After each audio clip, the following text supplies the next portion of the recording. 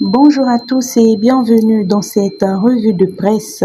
Cette semaine, l'actualité nationale est marquée par plusieurs sujets d'importance. L'un des sujets dominants de la presse est la supposée démission du procureur spécial de la Criette, Mario Metonou. Le potentiel barre sa une avec ce titre. Supposée démission du procureur spécial de la Cour de répression des infrastructures économiques et du terrorisme. Fake news, ni démission, ni limogeage, ni remplacement. Mario Metonou solidement assis dans son fauteuil de PS de la Criette. Le journal précise que l'auteur de cette fausse information est déjà recherché et appelle les internautes à la vigilance.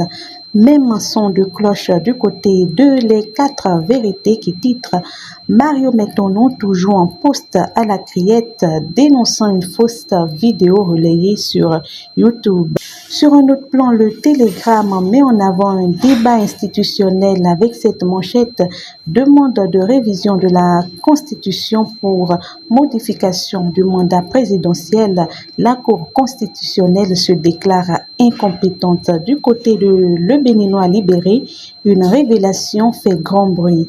Éventualité d'une nouvelle république et son refus d'un troisième mandat, le président Talon est bel et bien candidat en 2026.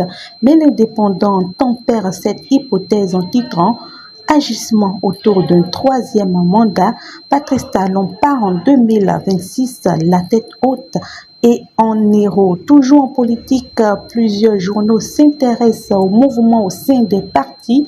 L'emblème du jour titre Union progressiste, le renouveau, un pari organisé et structuré pour les élections générales de 2026, tandis que Palabre Info annonce la création prochaine d'un nouveau mouvement politique avec ce titre face aux défis économiques et à la succession de talents. Antoine Winsou installe une coalition citoyenne en masse prochaine.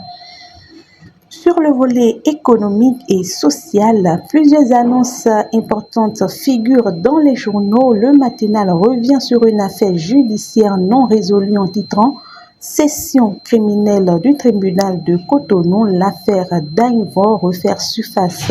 Concernant l'habitat de l'urbanisme, plusieurs publications évoquent le projet de logements sociaux de Wedo. Le chronomètre annonce logement économique à Wedo. Le gouvernement lance la phase de commercialisation demain. Et Infomatin précise mise sur le marché des 20 000 logements sociaux et économiques de Wedo. José Tonato fait le lancement officiel demain. Dans le domaine de la santé, First Info titre des équipements de laboratoire acquis au profit de l'hôpital de zone de Pobet et du Cotube. 112 milliards 270 521 000 francs CFA, tout as compris, investis pour garantir une santé robuste aux communautés à la base. Une annonce reprise par le chronomètre avec ce titre Investissement sanitaire à Pobet, plus de 112 millions de francs CFA pour des laboratoires mieux équipés.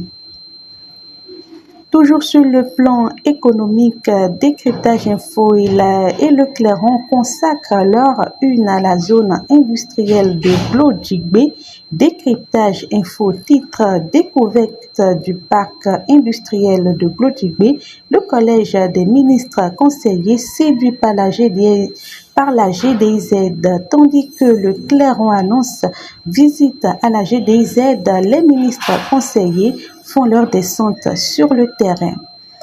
Sur le plan judiciaire, Dynamisme Info met en garde contre les crimes liés aux nouvelles technologies avec ce titre Sollicitation de mineurs à des fins sexuelles via l'éthique, 10 à 20 ans de prison et des centaines de millions d'amendes pour les auteurs.